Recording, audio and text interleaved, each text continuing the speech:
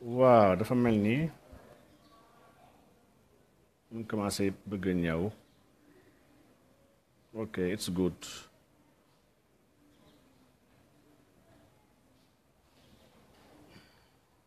waaw muy ñëw. C'est bon.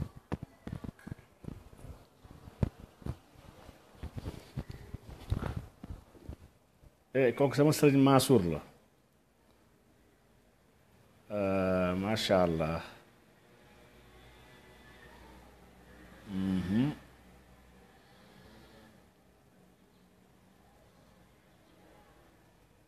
Ok. xam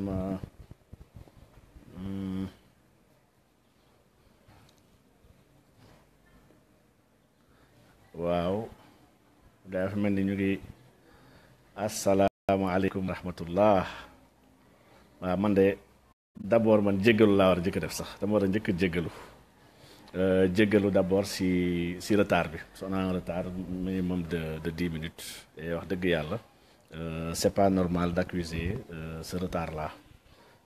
Macha allah man dama bëgg a xam d'abord est-ce que le son est bon. sëñ Sidi ñu ngi lay ziar delloo ziar lu bëree bëri donc tey noo waaw raag bi kay tàmbali na. alaaj le très grand daanaan raag bi tàmbali na yàgg na. raag bi mënul yomb ce sera pas facile mais man dama bëggoon kon c'est bon ah. Ok parce que tey moom dama am dafa mel ni tey dama am souci technique. tey y a nos techniciens qui ne sont pas là qui ont séché qui ont fait comme Macky donc doy na waar daal donc toutes nos excuses déjà par rapport à yéex bii ñu yéex dëgg yàlla donc toutes nos excuses par rapport à ça. xam naa tey moom le débat sera vraiment il sera très technique mais aussi il sera très très dépassionné. Donc il nous faudra vraiment dépassionner le débat autour de la question du franc CFA. Déjà hier, on a eu une manifestation qui n'a pas réellement pris l'ampleur moron am. Madame, ça n'a pas été réellement l'imoron donne. Parce que sur la place de l'Obélisque, les gens étaient peu nombreux, n'est-ce pas? Waaw macha allah sama gars yi maa ngi ziar lu bëree bëri di leen nuyu di kontaan ci yéen sang bu mag a mag bi sëñ Mansour. waaw loolu moom mënul ñàkk loolu moom mënul ñàkk ce sera très clair su ñuy paree live bi incha allah il faut que ñu jokkoo donc bref mun naa dugg kon nuyoo asalaamaaleykum wa rahmatullahi taala wa barakatuhu donc di nuyu mbokk yëpp di leen ziar enfin alhamdulilah sama sëriñ excellent suñu Sadibou Cheikh Sadibou ñu ngi ziar bu baax a baax donc en fait dañoo am benn désagrément bu ndaw par rapport à des soucis techniques le très grand Moussa ñëw na macha allah donc comme je vous disais tout à l'heure rek tey jii moom ce sera vraiment on va essayer de dépiécer tout ce qui tourne en tout cas autour du CFA en rappelant historiquement les faits essayer tamit de montrer de manière logique de manière cohérente et surtout de manière très faisable lépp li nga xam ne ñu ngi koy wax ñun autour de notre engagement en tout cas à dire que c'est une très mauvaise chose pour l'économie africaine en général et pour l'économie des zones des pays sahéliens en particulier. Donc nous tenterons Inch'Allah de dépassionner le débat par rapport à beaucoup de théories actuellement qui sont lancées par des profanes te fekk lu ñuy wax njuumte la donte la cause est noble la cause est très noble ça nous fait mal nous tous mais honnêtement jarul tamit créer des choses yoo xam ne ça n'existe pas. loolu nañ ci ñëw benn par benn incha allah nous aurons l'occasion en tout cas et la chance en tout cas aujourd'hui d'avoir Balla Moussa Fofana donc c'est quelqu'un qui ne se présente plus en tout cas ci déjà candidature am déjà ci législature yi passé on l'avait très bien suivi et très bien accueilli un homme de principe un homme vraiment très effacé wax dëgg yàlla oyof donc di ci remercier bu baax Cheikh Sadibou Kébé le grand patriote. Donc il a été vraiment moom moo doxal loolu yëpp wax dëgg yàlla donc di leen ziar bu baax di commencer à di leeral dara di leeral quelque chose bi xam ne wax dëgg yàlla on nous le reproche ñu bëri il trouve que nous sommes virulents par rapport aux Français et par rapport à la France donc il faut ñu rappeler nous n'avons pas de problème avec la France la France est un pays comme tous les autres pays wax dëgg yàlla alxuraan sax moo ñuy jàngal nañu wa jaalnaakum shuuban wa qabaa'il mu ne li taarafu yàlla sax mu ñuy wax nañu dama leen sàkk def leen ay peuple ak ay tribus pour que ngeen xamante pour qu'on se connaisse mieux ñun nous sommes pas contre la collaboration c'est que nous sommes contre le paternalisme bu ñuy dund actuellement dafa mel ni ay relation verticale la ñu am ak France c'est-à-dire que mbiru papa ak doom la relation bi c'est une relation vraiment très très paternaliste quoi très très verticale et nous voulons une horizontalité dans nos rapports dañoo gëm ni le monde fi mu toll actuellement ay naataango maanaam ay nawle ñoo nekk ci àdduna bi en tant que ay nawle ñoo war a séq séq ku nekk di gagner mais pas kenn kese di sëgg di sonn kenn di ko jariñu loolu la ñuy décrier et le débat le coow li sur le CFA sur l'ensemble des objets de la souveraineté que ça soit la défense que ça soit la diplomatie que ça soit l'enseignement que ça soit le droit que ça soit l'économie comme la monnaie l'ensemble des secteurs en tout cas yu laal yi nga xam ne ñoo bokk boole dëkk bi wax dëgg yàlla nous dénotons cette même présence là et cette même mainmise là bi nga xam ne que nous ne cessons de dénoncer la grande coach ñëw na sama coach egsi na soxna Aïcha ziar nañ lu bëree bëri donc en fait c'est cette verticalité dans nos rapports je disais tantôt ñun moo ñu dérangé donc aujourd'hui nag nous tenterons inchallah andi yenn leeral yu tuuti par rapport au CFA mais comme je disais tout à l'heure man le franc CFA si boppam du nekk sama sujet en tout cas de discussion mbir mi je veux aller beaucoup plus haut que cela je veux être dans la zone franc parce qu'en fait le franc CFA n'est qu'un outil dans cette zone là mais notre grand problème c'est la zone il faut que ñu leeral bu baax cette zone là avec ce qu'elle renferme en matière de principe yi nga xam ne qui détermine la zone en matière d'institutions yi nga xam ne qui pilotent la zone en matière de systèmes qui sont utilisés dans cette zone là donc c'est la zone franc bi nga xam ne ñun aujourd'hui ci moom la ñu nekk nii zone boobu ñun la ñuy jéem a expliquer incha allah on essaiera de montrer que c'est une zone bi nga xam ne c'est une très mauvaise zone c'est une zone bi nga xam ne les pays ont intérêt en tout cas à se défaire des principes et des systèmes yi nga xam ne qu'on a mis comme des chaînes takkaloo ko gars yi donc incha allah si suñu tàmbali nag wax dëgg yàlla il faut ñu woo laaj déjà dugal monsieur Fofana donc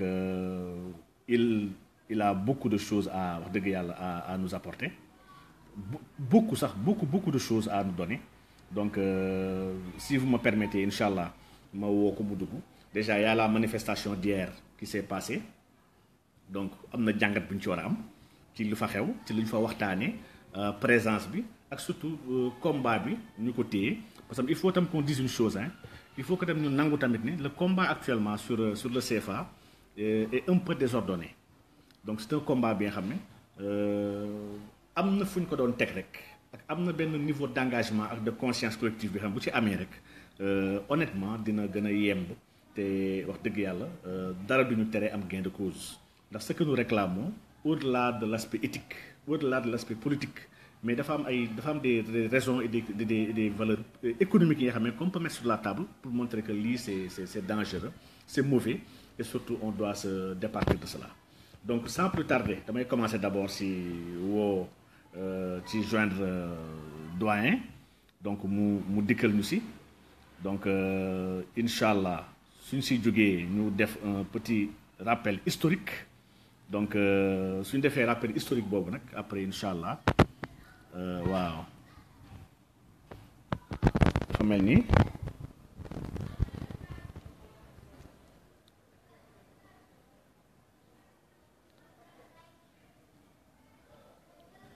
ça me donne aucune réponse dafa mel ni Balla actuellement n'est pas très dedans donc mais y a pas de problème ñun on va essayer simplement de poursuivre en attendant moom il va nous rejoindre ci biir mbir yi donc je disais tantôt que ma ne histoire mbiru CFA bi lu ñu war a leeral la maa ngi andi ay documents yu am solo yi nga xam ne tey jii bëgg naa ñu partager ko sur des choses yi nga xam ne dafa xew une déclaration du directeur de la Banque centrale directeur national pour la Banque centrale de Dakar bi nga xam ne il a fait une déclaration bind na benn correspondance sax il a battu en brèche beaucoup de choses yu gars yi di wax ci li muy wax noonu am na ci des pas de vérité certes waaye lu ci gën a bëri wax dëgg yàlla il se dafay jéem a leurrer l'opinion publique kese et loolu il va falloir ñu leeral bu baax a baax ce qu'il dit repositionner ko en tout cas dans son contexte loolu moom c'est très important nous y tenons grandement donc macha allah comme je disais tantôt rek nous voulons nous parler de la zone qu'est-ce que la zone franc la zone franc benn zone la bi nga xam ne qui a été vraiment bien conçue moom mooy l'héritière de ce qu'on appelle la communauté la colonie française colonie bi nga xam ne qui a été créée en 1895 donc 1895 dañu créé ce qu'on appelle la colonie mooy AOF si boobu n'est-ce pas AOF si boobu ñu ko créé en 1895 donc jusqu'en 1958 ci la ñu andi la communauté franco-africaine avec la constitution de la Cinquième République la constitution du 4 octobre 1958 après cela nag ñun on a réformé depuis 1962 ñu tuddee ko l'union monétaire Moussa est là grand Moussa ñu ngi lay ziar bu baax a baax maa ngi doon jéem a joindre léegi nii donc mais ça n'est pas passé donc maa ngi je continue.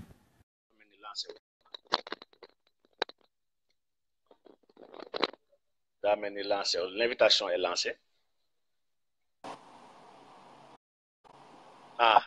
alhamdulilah doyen ñu ngi lay ziar. maa ngi lay ziar sëñ Diagne maa ngi lay ziar bu baax a baax. naka coono yi ak yëngu yi. ñoo ngi sant yàlla bu baax sant yàlla bu wér ñu ngi sant yàlla bu wér. alhamdulilah macha allah nous c'est un plaisir aujourd'hui en tout cas ak teranga bu rëy bu ñu am ndax mbir mu nekk borom xam-xam yi dañuy wax naan fasalu ahla zikri in kuntum la ta'lamun ne mbir daal boo ci xamul rek laaj ko ñi nga xam ne ñoo ko xam dëgg-dëgg donc say yëngatu ci wàllu finance ci wàllu économie nekk lu ñëpp xam nekk lu ñuy naatable jamono bii nii vos interventions sur le CFA sur le système bancaire en général donc nekk lu ñuy suivre te di ko rafetlu trop donc di nuyu waa le groupe Petro-Tim maa ngi gis nii ñoom Ahmed Diop Ahmed mu ngi dugg léegi macha allah donc Cheikh Sadibou newoon ma dina wax ak yow incha allah pour nga mën a dugg andi ay leeral parce que aujourd'hui il faut tamit ñu déplorer tamit que le débat sur le CFA est très passionné gaa dañ ciy dem ak passion di ci dem ak passion di ci andi ay concept ak ay théories yoo xam ne honnêtement c'est pas réellement ça donc ñu bëggoon nag leeral de manière vraiment assez oyof ndaxte mbir la bi nga xam ne comme je dis toujours la monnaie du mbiru économiste yi kese c'est un sujet à la croisée des chemins discipline yëpp les sociologues les philosophes les monétaristes les économistes ku nekk am na ci gis-gis te am na lu mu ci war a andi donc tey nag macha allah plaisir ñu ngi am plaisir en tout cas alhamdulilah ci dikkal la ma lay bàyyil kàddu bi yow ak waa panel bi incha allah tafaddal yaa Seydi. jërëjëf maa ngi vraiment am mbégte man itam vraiment bokk ak yéen waxtaan wi di la gërëm di la sant ci liggéey bu rafet mi ngay def Sadibou Kébé nekk suñu wëlëre suñu xarit maag yow yëpp am mbégte ñëw ci waxtaan boo nga xam comme ni nga ko waxee nekkul mbiri ndax économiste am na lu mu ci financier bi am lu mu ci war a wax citoyen bi am lu mu ci sociologue bi am lu mu andi psychologue bi tam am lu andi parce que monnaie surtout ci ñun ci li ñu ne dañu nekk ci lu nga xam ne nit ñi dañ ko jikkawoo ba noppi di ci dund bés muy CFA bi di ko utiliser bés bu ne donc boo ko bëggee mu bàyyi mbir ndax mbir dafa laaj psychologie dafa laaj sociologie dafa laaj citoyen dafa laaj politique dafa laaj technicité boo ne technicité nag di nga technique financière andi les techniques économiques mu nekk économie politique économique donc dafa laaj approche yu kenn ku nag moom tànn vraiment nu mu koy aborder ak nu muy poser question kenn ku ci nekk man dama tànn une approche ne noonu laay waxee ci mbiri CFA noonu laa ciy approché bàyyi ak ñeneen choix approche bi ñu def parce que kenn ku ci nekk sa compétence ak aussi sa jaar yow yaay ak sa niveau intellectuel yow yaay xool ban pédagogie parce que au final combat contre le franc CFA c'est plus une pédagogie qu'autre chose du xeexu doole xel la dañu war a jikko dañu war a soppi jikko soppi ay mentalité soppi ay pratique nit ki nag soo la mu jàpp bàyyi ko da ngay jiitu ci xel mi ba noppi expliquer ko loo xam ne da ko miin damay dal di joxe exemple ñaari exemple xam nga jaam boo xam ne jaam nit ko def ko jaam boo xam ne dafa libroon dafa xam luy liberté juddu ci liberté ñu jël ko téye ko njaam kooku boo ko libéré daggal seen yi rek day demal bokk parce que moom xam na luy liberté dëgg la mais ki nga xam ne dafa juddu ci njaam xamul lu dul kooku même soo ko libéré te waxoo ko luy liberté moom li mu xam mettee même su jafee tant que xamul dina ko jafe xëy na metti na dina bëgg a fi mais liberté dina ko xaw a jaaxal tuuti du ma ne du nangu liberté dina ko jaaxal moo tax may faral di wax man je laisse vraiment à chaque approche bi ngay aborder mais en tant que social en tant que planificateur et en tant que financier man j'aime vraiment avoir une autre approche qui est une approche très pédagogique sur cette question macha allah mais doyen man dama lay bàyyi nga déployer par rapport à l'approche qui te convient parce que ñun dañoo bëgg rek que entretien bi nekk leen li nga xam ne xam-xam na ci génn et que ñiy déglu nañu gën a dañu gën a mën a fixer seen idée parce que aujourd'hui le débat du franc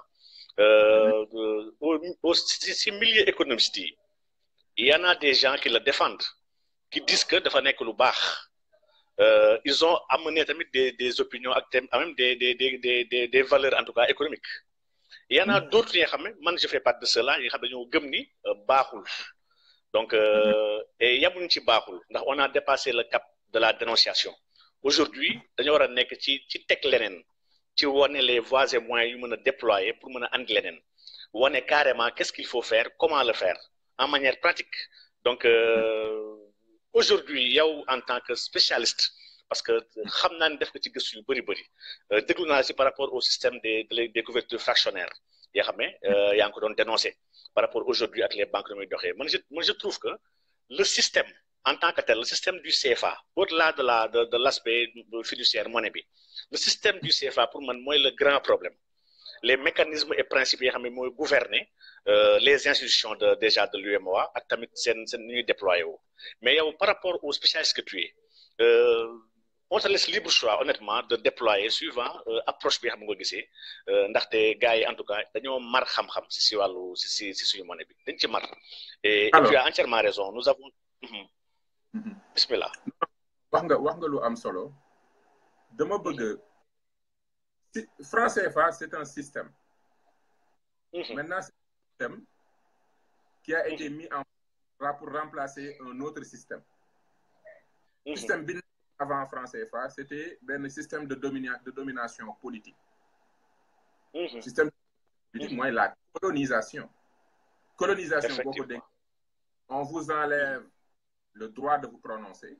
on vous enlève vos militaires vos soldats vous ne pouvez pas vous défendre on vous enlève votre droit aussi de vos politiques économiques, sociales, environnementales, de votre développement. Donc, quand on colonise, on lui enlève sa liberté, on lui enlève son droit de dire ce qu'il pense, on lui enlève son droit de gérer son milieu, son cadre, son mode et son niveau de vie. C'est l'autre société, c'est le milieu dans lequel, le cadre dans lequel tu es, ce mode de vie, ak ce niveau de vie, ça comme loolay àdduna loolay àdduna boo génnee yooyu rek dara desatu ji mooy fi nga nekk na nga fa nekkee ni nga bëgg dundee sa àdduna ndax ci diine ci leneen ak li nga par ya nga am pour dund loolu mooy liberté te buñ la bàyyee yow yaay nga ci xalaat mooy sa droit d'expression yow yaay doxal li nga ci bëgg te yow yaay am gànnaay mu nekk ay soldats nekk sa monnaie loo soxla looloo fi nekkoon colonisation loolu fi nekkoon ba jamono tubaab bi mënatuñu téye loolu parce que ñu ngi wootee droit de l'homme di wootee liberté Allemagne ñëw noot leen pour xeex ak Allemagne mobiliser ñëpp ñu gëmloo ñëpp ne nit ñi dañu war a libre ñëpp a tolloo parce que nazisme mooy gën ñeneen ñi donc yow boobu xeex ne am na ñu gën ñeneen da ngaa ñëpp a yem mais yow mënoo wax ne ñëpp a yem ba noppi di am ay moo tax Amérique ne leen waxoon wax mënu leen xeex ak nazi yi ñoom ne am na ñu gën ñeneen ñi yéen ngeen ne ñëpp a tolloo ne ñëpp a ànd xeex ba noppi am ay colonie looloo andi France ne léegi il faut ma dindi si di teg beneen donc France CFA li ko lal njëkk mooy mënatuma leen noon ci seen expression mënatuma tere liñ xalaat ñu di ko wax mënatuma ci point de vue politique mënatuma leen tere am un gouvernement ba noppi afal un président par contre xam naa ne yi bu ñu yee finance ak économie mën naa teg système boo xam ne dina tax lépp luñ liggéey man maa koy jëriñoo bokk na ci élément yi gën a am solo yi gën a am solo ci système CFA pour les Français parce que nekk boo ne baax na bon na da nga naan baax na pour ñii wala bon na pour ñële effectivement français yi parce que daf leen ni may ñoom xaalis entreprise bu liggéey ci zone français fa mën na génne xaalis yóbbu ko France te du perte ci taux de change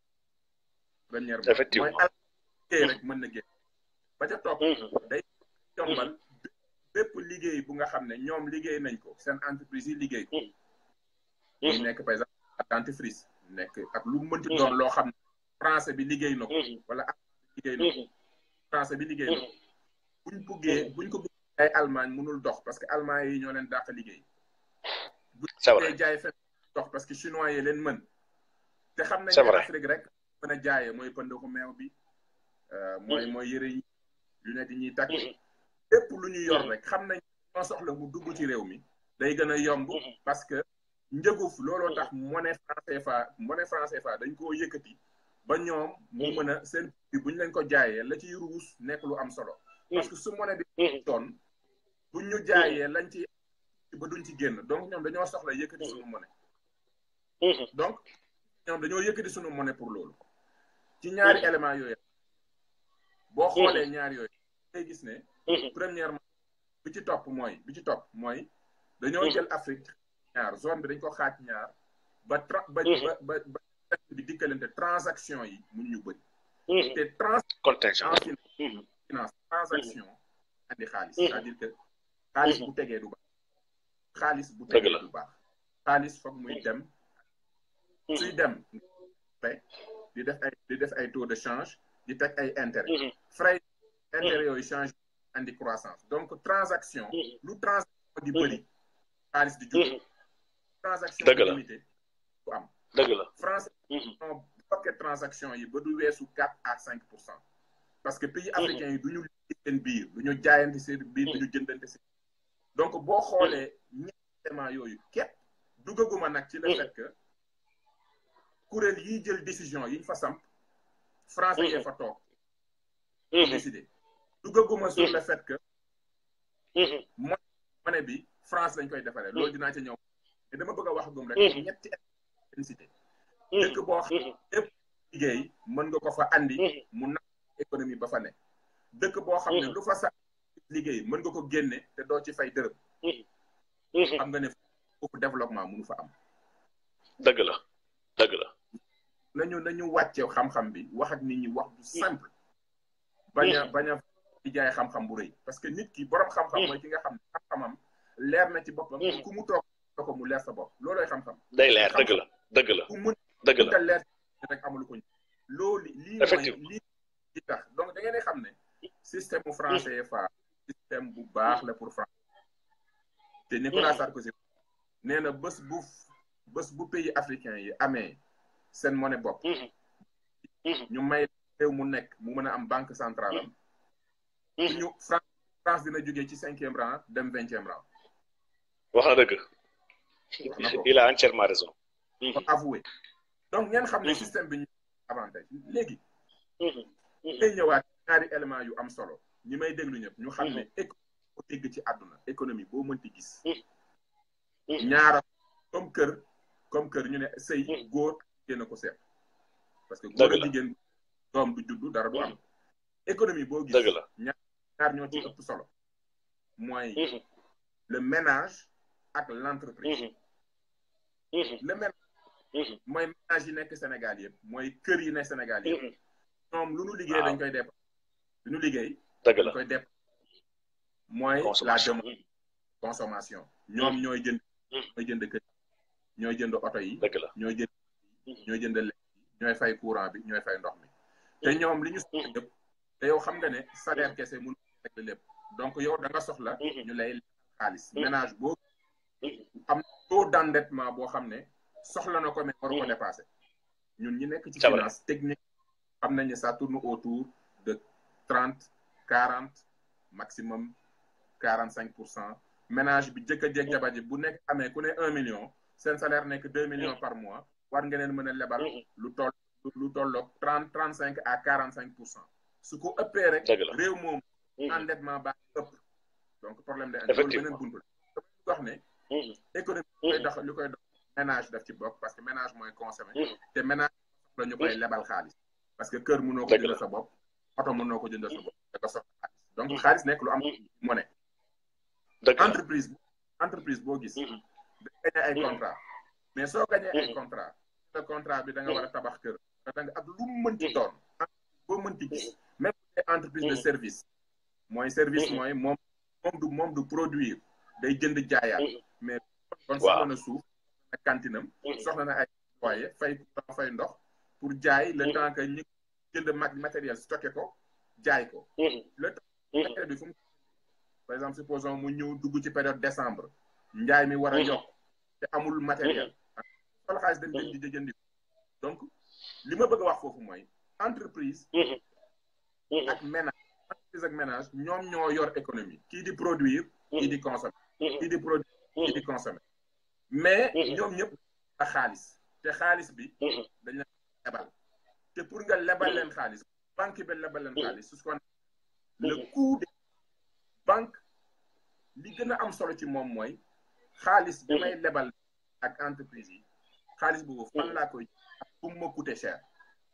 su xaalis moom da koy leb parce que xaalis banque généralement bëri na fu mu mën a jëlee xaalis c'est-à-dire que mën na leb wala mu jël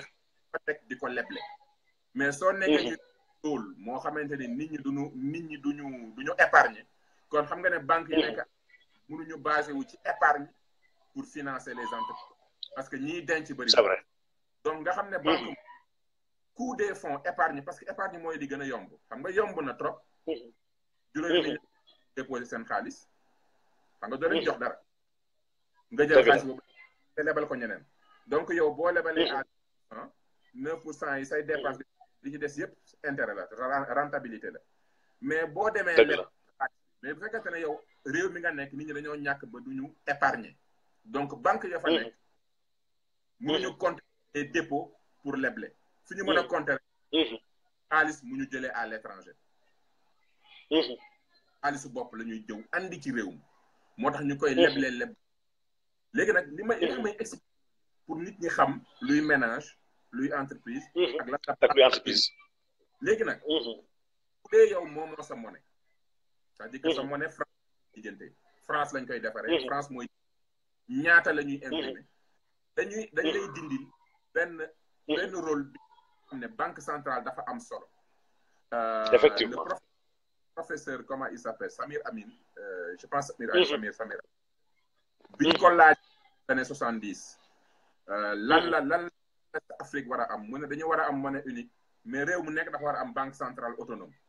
parce que banque centrale autonome da lay jox droit ñaari possibilité te yooyu moo yor économie looloo yor économie benn bi mooy su crise amee par exemple crise 2011 borom kër yi seen salaire da yokk ba noppi dund di seet seen épargne wàññi dëgg la entreprise yi nit ñi jëndatuñu seen li ñu yoroon des mënatuñu jaay loolu situation de crise la xaalis jafe su xaalis jafe dëgg la te dépôt te permettre système bi dox banque centrale day ñëw man comme am naa droit gérer la masse monétaire comme am naa droit créer nga xam ne maa koy créer sama bopp jógewul fenn ba no lebal wàññi naa sama taux d'intérêt ku soxla xaalis ci réew mi banque bi soxla ñëwal su ma doon lebalee 2% léegi man damay wàññi dama lay lebal 1%. c'est vrai c'est vrai dañuy banque yi dañuy léegi boo soxlaa kër réew mi da nga dem ci banque bi ne la mën naa laa lebal 20 ndax banque centrale moom léegi daf ne ma su ma soxlaa mën na ma lebal à 1%. te ne avant bi réew mi doxee banque centrale comme xam na ne léegi réew maa ngi dox entreprise yi ñu ngi dox ñu ngi marché seen bopp dafay yëkkati le taux bàyyi ko noonu tu vois ce que je veux dire donc bokk na ci nga xam ne mooy doxal économie crise su amee banque centrale dafa am possibilité tëgg xaalis bu bees wàññi njëg li lebale ko pour relancer l'économie nga xam ne hypothèque yi ñi nga xam ne dañu bëgg a jënd kër dinañ mën a dem ci banque yi lebal leen ba noppi banque bi su leen lebalee kan mooy defar kër gi du entreprise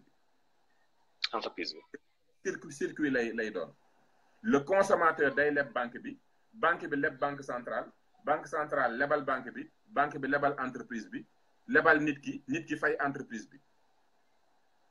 bi comme am na contrat tabax kër moom tam day ñëwaat ci banque bi ne ko lebal ma jënd ciment jënd machine pour mën a tabax kër gi parce que dama am contrat bu bees pour tabax kër nga gis ne banque bi su crise amee ci banque bi dañuy ñëw pour mu jox leen xaalis bu bees pour système bi gën a dox ñoom suñuy remboursé banque bi moom intérêt lay téye jël la ca des delloo ko banque centrale détruire xaalis boobu moo tax ñu naan une banque centrale dafa am pouvoir création monétaire ak destruction monétaire. defar di ko yàq su ko defaree da koy leble su ko leblee nit ñi liggéey ci suñ ci liggéeyee mu jur alal suñu paree fay suñ ko fayee mu yàqaat xaalis boobu loolu da koy permettre situation mais moom objectif am nekkul rek di defar xaalis di ko joxe moom bu sañoon économie bi day fonctionnel boppam parce que banque centrale première option mooy relancer en temps de crise nu muy relancer mooy day créer xaalis di ko leble mais su réew mi commencé dox comme par exemple Canada kuy suivre activité économique Canada dina gis ne ci 3 derniers mois yi taux directeur bi dafa jógee ci 0,5 passé à 0,75 passé à 1%. Parce que bi ñu jógee ci crise u 2011 banque centrale wàññi taux d'intérêt pour relancer l'économie canadienne bi relancer wu mais dafa dem ba rendre compte ne croissance économique bi mi ngi continuer di gën di yokk te moom yokkatul wàññeetul taux donc mu xam ne économie baa ngi doxal boppam comme économie baa ngi doxal boppam soxlaatul banque centrale di intervenir banque centrale commencé yëkkati taux d'intérêt di bàyyi banque yi di leblente seen biir mais comme moom dafay taxaw ne man Ndeye Ji Seex la ku fi teg xaalis boo fi tegee 1 million ma rémunéré la 1% te ku ma lebal la 2% day obligé banque yëpp ne ci réew moomu xam nga yow supposons tey man ma nekk banque centrale nga soxla xaalis ñëw di ma leb ma ne man ku fi soxla xaalis ma lebal la 2%. am sa benn mbokk boo xam ne moom beneen banque la à la fin de la journée dafa dañ fa déposer xaalis mu yor xaalis bu ëpp xamul nu muy def xaalis bi xam nga mënul ñëw ne la da la koy lebal 3% parce que su la waxee yow ne la man dama lay lebal 1 million yi dañ ko faa déposer mu ëpp yow soxla nga 1 million dama la koy lebal mais 3% laa la koy lebalee lan nga koy tontu da nga koy ne ko mais yow man soo ma joxee 3% dama ko jël parce que banque centrale 2% lay joxe. c'est vrai. loolooy sa réflexe da nga naan ko mais yow wéroo ñun ñëpp ay banque lañ man ci ay prêt laay liggéey soxla naa 1 million pour leble ko yow ay dépôt ngay liggéey am nga 1 million mais lebal ma liggéey bu la waxee 3% laa la koy leble nga ne ko déet mënut a nekk 3% parce que bu doon loolu rek banque centrale laay dem mu jox ma 1 million à 2%. léegi loolu banque centrale li tax mu di ko def mooy day tax nit ñi banques yi di lebalante ci diggante fourchette opérationnelle la mooy li muy rémunéré au dépôt di ko leble à l'intérêt gis nga diggante boobu lay bloqué banque yëpp ci noonu la ñuy liggéeyee loolu bu ko bloqué day tax inflation bi du tëb c'est-à-dire que prix yi du dem et puis day tax consommateur bi moom bu ma la waxee ne la Canada actuellement taux d'intérêt hypothèque boo bëggee jënd këru $300,000 mën nga am ay taux d'intérêt de 3%. xam nga loolu xalaatoo ko Sénégal. c'est vrai. xalaatoo ko Sénégal. banque centrale li muy am njëriñ mooy premièrement su économie bi suuxee moom day defar xaalis leble ko pour économie bi dawaat ba noppi dafay permettre banques yi di mën a lebal nit ñi entreprise yi di consommer di produire te njëg yi su naree yokk mu yëkkati taux d'intérêt et puis day fexe ba transaction yi day yomb am na nag yeneen institution yu ñu war a teg donc ngay gis ñaari jàngat yi ma la wan sax ñaari yi ma la jàngal yi ma waxagum premièrement nee naa la franc CFA li tax mu bon mooy dafay limiter transaction yi day tax lu nit liggéey ci réew mi génn te day tax lu nit liggéey andi ko fi mu jar ba noppi nga gis ne bu ñu amul franc CFA tant que mi ngi fi nekk ñett yooyu dañuy am c'est-à-dire que ne lu ñu liggéey transaction yi ñun du ñu liggéey suñu biir donc espace économique bu am du ñu liggéey suñu biir lu ñu liggéey mu dem te lu ñu jox ñu consommé ko te ku ñu jaay génn ci parce que suñu monnaie dafa fort ba noppi dañuy tere suñu nekkee ci crise ñu mën a defar xaalis leble ko dañuy tere day tax taux d'intérêt yi di yokk nekk ay 8 7 12 14% ba noppi day tax aussi banques yi di def lu leen neex parce que xam nañ ne amul banque centrale buy réguler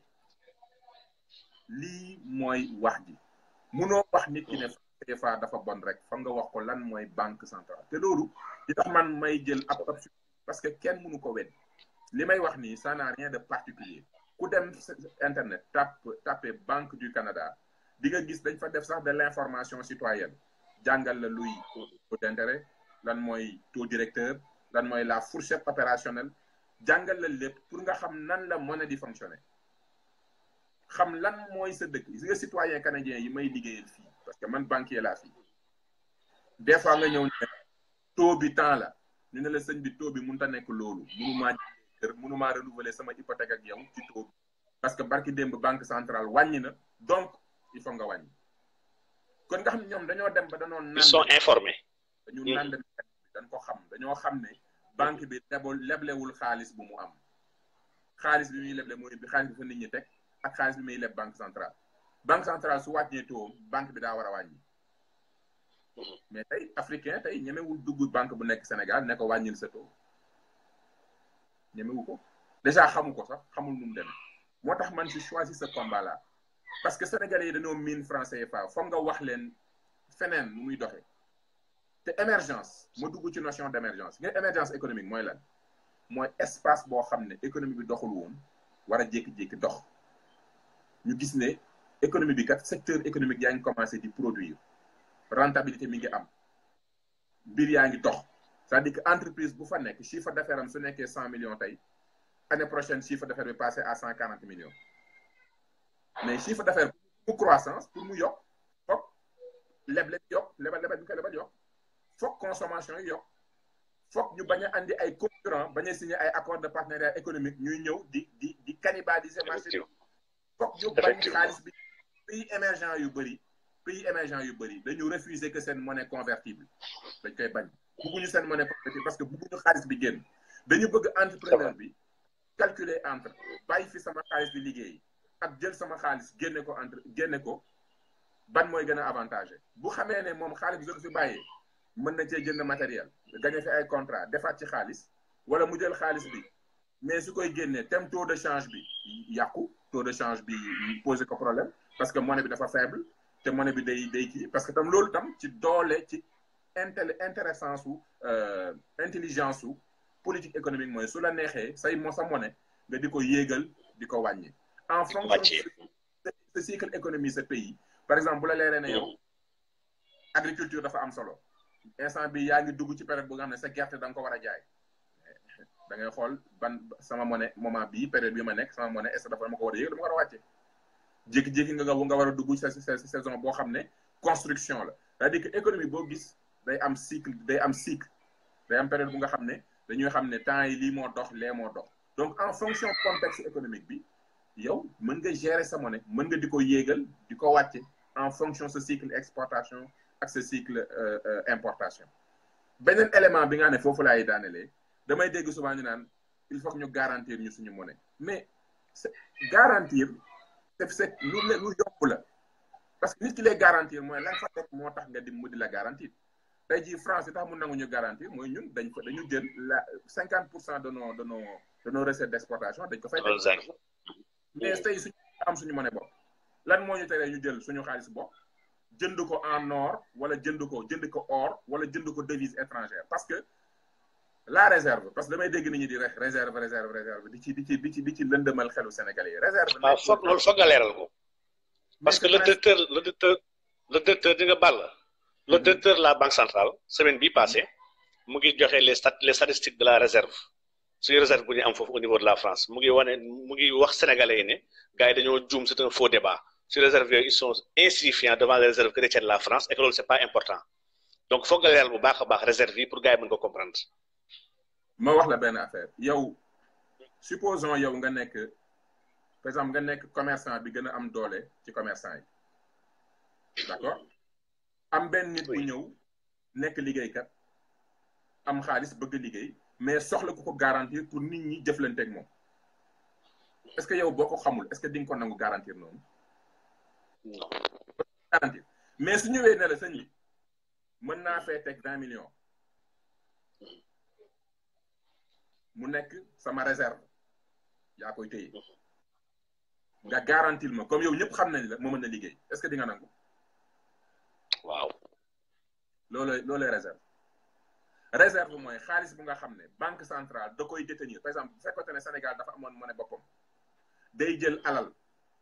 dem jënd ko ay obligation France wala obligation Europe royaume Angleterre wala jënd ko obligation état bu su ko defee xaalis boo xam ne dafay nekk ci monnaie euro wala mu nekk ci monnaie dollar comme xam na ne monnaie yooyu dafa fort da koy jënd ci sa réew mu nekk ay xaalis bu nga xam ne da koy détenir wala mu jënd ko or parce que or dafa stable xaalis boobu mu détenir réserve yooyu mooy tax nit ñi wóolu ko pour xam ne réew mi kat non seulement ñoom ils ont une économie en croissance am nañ entrepreneurs yu dox mais réew mi banque centrale bi denc na ay réserve yu nga xam ne su problème amoon ñoom dinañ mën a jël ci xaalis boobu régler problème bi pour que ñun kat suñuy investissement ci biir réew mi bañ a nax saay loolu lay réserve. effectivement. mooy réew mi kat su ma fa investir gis naa économie bi dox économie baa ngi dox mais su ma fa investir loolu mooy risque souverain mooy réew mi yan risque la àndal mooy le risque souverain donc la réserve c'est juste de l'argent que tu mets de côté dans des devises autres que ta propre devise parce que yow sa devise dafay fluctuer te da nga bëgg a rassurer investisseurs yi ak sa partenaire que tey jii sa devise lu mu fluctuer yor nga réserve pour combler le gap loolu mooy réserve lan moo ci compliqué. c'est pas compliqué. lan moo ci complexe. Sénégal mën na ne pendant 30 ans pendant 40 ans tant de % de notre budget wala de nos recettes dañ koy mettre pour alimenter suñu réserve te bokk na ci li tax Samir Amin fekkew ma bi mu koy bind parce que boobu juddooguma mais su ma xam-xamu finance may na ma xam ne Samir Amin bi mu waxee ne il faut une monnaie unique mais na pays bu nekk garder sa banque centrale xam naa li tax mu di ko wax parce que comme yi bokkuñu niveau de risque souverain kenn ku ci nekk na gérer parce que Sénégal cote démocratie bu mu am stabilité bu mu am ak njàng mi nit ñi niveau de njàng ak compétence Sénégal mën na gérer sa politique monétaire et politique économique su dee bëgg nañu am nañ njiit ko bëgg parce que coowu français CFA ñaara tax demul mën naa ne ñett français yoo xam ne bëgguñ mu dem parce que seen mbir la seen avantage la sénégalais yoo xam ne xamuñu njëriñu amal seen bopp seen monnaie ak politiciens yoo xam ne dañoo bonte yées ñett yooyu politiciens yi nag li tax souvent ñu bonte mooy dañoo jàng politique parce que booy politique te amoo xam-xam musoo liggéey mais ban njëriñ nga mën a amal sa réew nee naa la zéro doomu aadama boo gis muy dem su weesoo borom ñeenti mbir moo ko téye fa mu nekk na mu fa nekkee na muy dundee ak la mu am son milieu de vie son mode de vie son niveau de vie ñeent yooyu moo tënk doomu aadama mais loolu dañ koy gérer milieu de vie mooy l'aménagement du territoire cadre de vie mooy les infrastructures l'organisation sociale l'éducation la santé les routes l'infrastructure bi ko wër mode de vie mooy sa culture suñu askan suñu diine nu ñu bëgg a dundee suñu àdduna ñu war ko préserver suñuy valeur ak suñu niveau de vie suñu koom-koom li ñuy produire lañ ca war a am ruus war ñu jëriñ bañ a jëriñ keneen ñeent yooyu moo tënk doomu aadama booy gis ak le côté spirituel mooy ngëm yàlla gi mais loolu comme ñun ñëpp bokkuñu niñ ko gisee dañ koy jël teg ko nee. c'est vrai c'est vrai. ñeent moo tënk nit mais ñeent yooyu boo ci gis xam-xam ko jiitu. xam-xam yëpp ñeenti pànk yëpp suuf boo xamul nu yàlla tëggee suuf ndox mi ngelaw li suuf si ni ko yàlla tëggee boo ko jàngoo aménagement jàngoo urbanisme ñun suñu sous-développement boo ñëwee suñu dëkkuwaay ngay xamee ne ñii dañoo sous-développé parce que xamaguñu njëriñu milieu de vie mooy fi ñu dëkk xamaguñ ndox mi xamaguñ njëriñu suuf si xamaguñ njëriñu ngelaw li xamaguñ njëriñu gàncax gi xamaguñu njëriñu naaj bi parce que buñ ko xamoon dinañ développer ay technologie pour gën ko maîtriser suñu sous-développement ci suñu désordre la commencé courant yuy coupé mbënd gu dul jeex suñu sous-développement ci élément yooyu la commencé da nga koy observer en tant que sociologue da nga koy gis tout de suite le désordre dans le milieu public mooy l'élément premier du sous-développement de l'Africain ba ca topp mooy suñu niveau de vie suñu mode de vie mais tout le temps day yàqu dañu ñëw duñu imposer ay valeurs yu bokkul suñu valeur day gis sénégalais yi seen doom ni seen doom yi di dundee ak sénégalais yi léegi ni ñuy dundee bokkul parce que lu tax crise des du ñuy yar suñuy doom ci suñuy aada ci suñuy culture ci suñuy valeur sénégalais bu juddu wuteeg sénégalais ba ko jur kenn xamul ndax ay tubaab lañu kenn xamul ndax ay américain lañu kenn xamul lu doon ndax duñu sàmm suñu milieu nag ngay amee Casamance di bàyyi exploitation zircon boo xam ne yow daanaka amoo ci tus nee nga amoo ci tus ngay muy yàq lu mel ni Casamance di yàq sa milieu de vie di yàq sa mode de vie di yàq sa cadre de vie nga xam ne donc xam-xamu milieu de vie xam-xamu sociologie xam-xamu finance moo yor réew xam-xama ko yor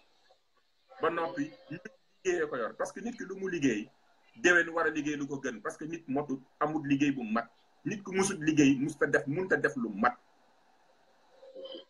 man liggéey déwén su ma ko liggéeyaatee gën ko def na mu gën a baaxee ndax xam naa ne nit liggéey munta parfait mais politiciens yu dul liggéey kenn amu ci métier da gis xam ne dina toog 15 ans amul liggéey bu muy liggéey nga gis ne développement que ce soit finance infrastructure développement social wala développement du milieu lépp loo ci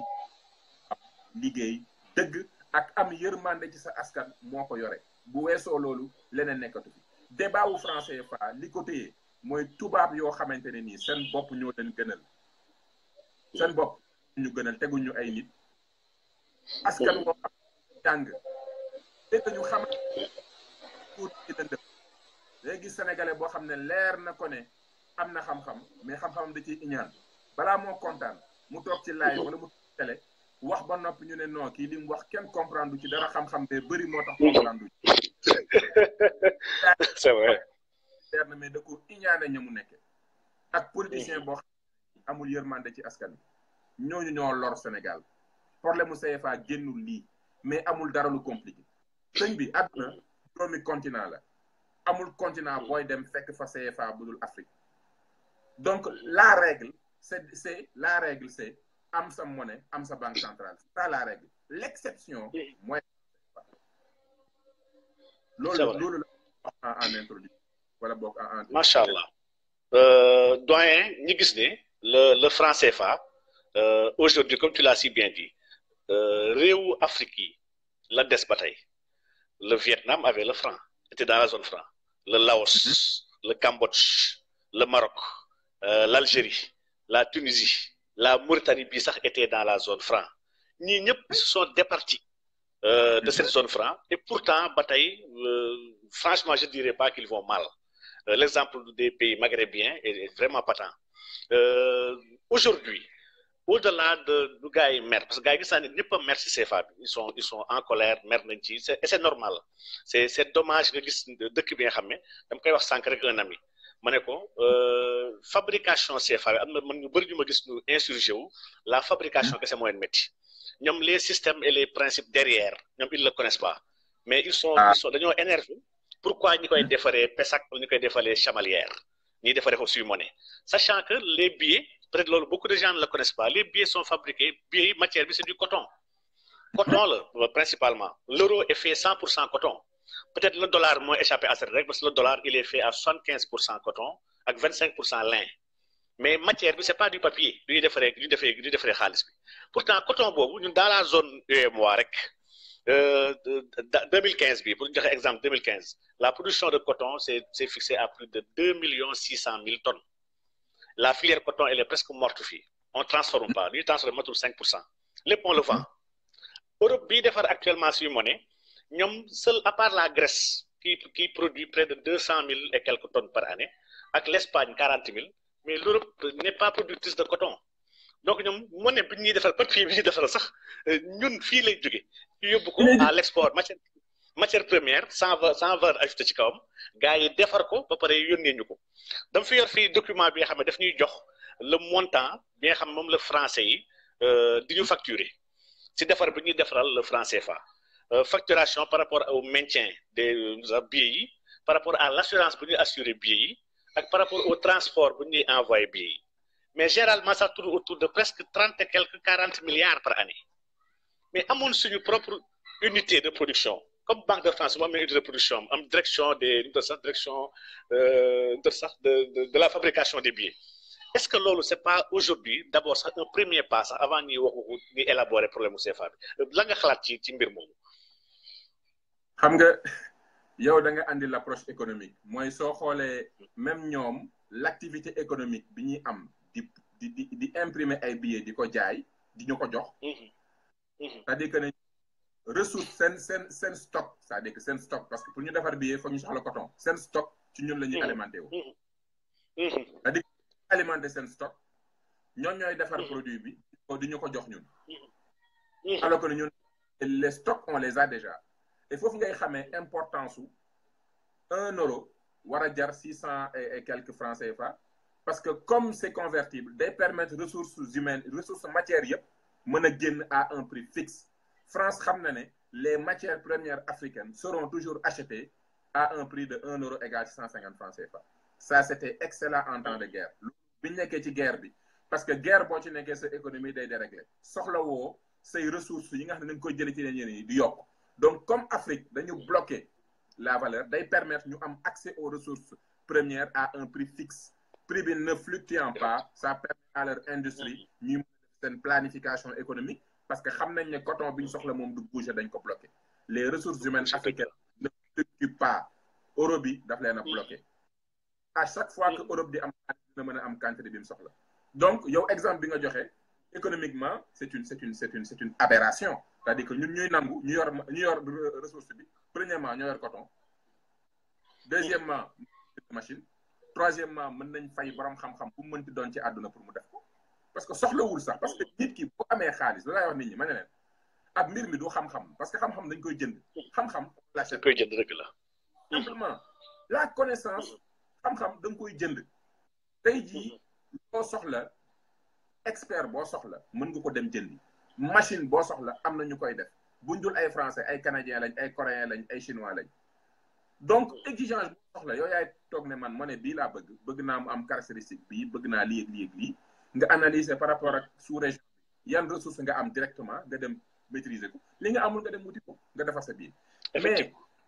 encore l'approche du financier le fait nga mën a produire sa bopp sa billet ce n'est pas qu'une question économique c'est une question de politique économique et de politique monétaire c'est-à-dire que ne yow bu fekkente ne yaay décider ñaata billet laay génne weer wi ça te permet de dire ah waaw économie bi temps yi dafa doxul banque yi seen ñi fay épargner xaalis wàññeeku na c'est-à-dire que banque bu doon recevoir 1 million léegi 500 000 la fa clients yi di déposer parce que clients yi léegi nit ñi léegi boo xoolee borom kër yi réew mi metti na comme réew mi metti na amuñu dépense mënuñu denc économie bi dafa taxaw économie bi day taxaw forcément parce que nit ñi am bu ñu fayee ndox fay courant fay téléphone desul dara lu nu mën a dépenser donc entreprise yi dootuñ ci génn comme situation boobu la léegi man kat damay yokk samay billets bu ma doon imprimer tant de billets léegi damay yokk de 20 à 30% ba noppi sama taux dama koy wàcce le fait nga mën a defaral sa billet bopp yóbbu wuñ ko France uniquement pour créer de l'emploi en France dañ ko yóbbu France pour enlever aux Africains le droit de pouvoir gérer ce qu'on appelle la masse monétaire, flux monétaire. La masse monétaire, l'autonomie de dire je produis plus parce que sama économie daf ko soxla, damay wàññi sama taux parce que sama économie daf ko soxla. Comme bëgguñu loolu bloqué. te ñu loolu moo ci nekk nga gis ne affaire bi c'est pas compliqué. Économie c'est du 1 égale 2. Réalisme la toutes les sociétés ce sont les sociétés humaines dañ fa constitué sur la base de l'échange. Échange mooy lu ñëpp mën lii sama intérêt nekk sama xaalis sama taux de change sama taux d'intérêt déposé naa xaalis da nga maa war a rémunérer lebal nga ma xaalis dama la war a fay intérêt xaalis bi may leble fan laa koy jëlee nit a ma ko jox dama koo leb li la nit jox boo ko leblee moo lay gën a amal alal que li nga leb li nga lebee 2% ak li nga lebee 8% bokkul sooy leb booy lebal 12% ngay leble mais sooy banque centrale booy leb 2% sooy leble 4% ngay leble tey xam nañ ne banque France leer na ko ne parce que gis nga bénéfice yi banques yi di def ci Afrique près de 70% lu mat 2 ou 3 4 5 banques françaises ñoo ko téye. dëgg la. léegi nag dama lay imaginer léegi ñu amoon président bu am fit bu am xam-xam bëgg askanam xëy bés ne Sénégal day am monnaie dañuy imprimer monnaie ba noppi fexe ba am yeneen président yu mu àndal wala sax moom kese mu am autonomie commencé créer banque centrale jékki-jékki ñu am banque centrale du Sénégal bu nga xam ne day imprimer ba noppi ne banque bu ñëw ma lebal la 2%. Qu'est-ce qui va se passer? Les autres banques vont clients. Il faut waaw. booy bu banque SGBS wala beneen naan 12%. ba noppi gis benn banque of Africa dem leb banque du Sénégal banque centrale Sénégal lebal ko 2%. moom mu leble tabax kër taux 6%. muy dem di nangu di jël xaalisu SGBS boo xam ne France la jógee ñu teg ci ay intérêt ba mu bëri. est-ce que dina ko mais logique économique. Donc ñoom xam nañ le jour où les États africains auront une monnaie unique qui permet l'échange économique entre Africains ba noppi banque bu nekk teg ay ñu jox la banque centrale autonome parce que nag banque centrale loolu dama koy préciser nekkul loo xam ne gouvernement bi da koy def loolu ko neex banque centrale dox ci ay règles dañ koy jox ay objectifs ne ko yow fexeel ba inflation jóge 2%, fexeel ba taux hypothèque yi temps jox ko ay objectifs ne ko lii mooy sa objectif donc de manière autonome yéen di leen imprimer billet ak réguler économie bi en fonction situation économique. Donc dafa mel nit koo xam ne dama lay jox aw yar jox la aw suukar dama lay jox yar jox la paquet classe baa ngi nii su nit ñi jox liggéey bu baax jox ko lii ku deful dóoral kon xam nga ne sa doom day décorer classe ba mënoo ñëw ne ko bul dóor parce que sama doom la. Donc bu amee autonomie nga jox ko ay règles claires ne ko ni gestion monétaire bi nii na réserve yi nii nañ ko war a gérer ay directives yu claires nga xam ne dañ koy voté assemblée nationale jox ko moom day am autonomie dootul topp lu président bi bëgg élection jege na rek ñu imprimer ay billets dem campagne. planche à billet bi. noonu. yokk production billet ak wàññi taux dañ ko war a teg sur des critères uniquement économiques. ay tableau de bord dëgg la. Voilà, par exemple, ce qu'on appelle FINI, on a ce qu'on appelle le système intégré de gestion des finances publiques, le SIGFIP, au Canada. C'est-à-dire que le système informatique, à la fin de chaque journée, le banque validé qui prêt, le ligne déposé, toutes les transactions entre les banques. Bon, après, le secteur économique, entreprise lan la ñuy produire. Donc, l'économie est structurée au millimètre près. Donc décision bu ñuy jël dañ naan waaw dañuy wàññi taux d'intérêt bi parce que lii ak lii ak lii. dañuy c'est économiquement justifié. économique dañ leen jox ay guidelines yoo xam ne mënuñu tëb changer ko. mënuñu tëb changer ko mënuñu. logique politicienne wala logique politique tax ñu changer. Non, la banque centrale répond à des logiques d'économie et d'économétrie et d'objectifs yu ñu ko fixel moom na fexe ba taux d'inflation jege bu ñu def temps na fexe ba dépôt yi bu ñu ko rémunérer en deçà de ça na fexe ba taux d'intérêt yi bu ñu def objectif yooyu lañ koy jox sur le crédit aux entreprises. Voilà mais Moussa. Moussa dama bëgg laal benn affaire bi nga xam ne xam naa ne c'est un peu technique mais dama la wóolu ci xam-xam xam ne mën nga ko oyofal le commun même des zones économiques mën a comprendre affaire boobu muy la mission de la banque centrale su ma jëlee cas wu CFA la zone CFA toute la zone que ça soit Afrique de l'Ouest muy BCEAO que ça soit la zone CEMAT Afrique centrale ak Comores les trois banques centrales bu ma xoolee seen ay statut je trouve que ñoom ñëpp ils ont qu'une seule mission bu leen dénk la stabilité des prix la stabilité des prix en termes clairs mooy ñu gérer l'inflation.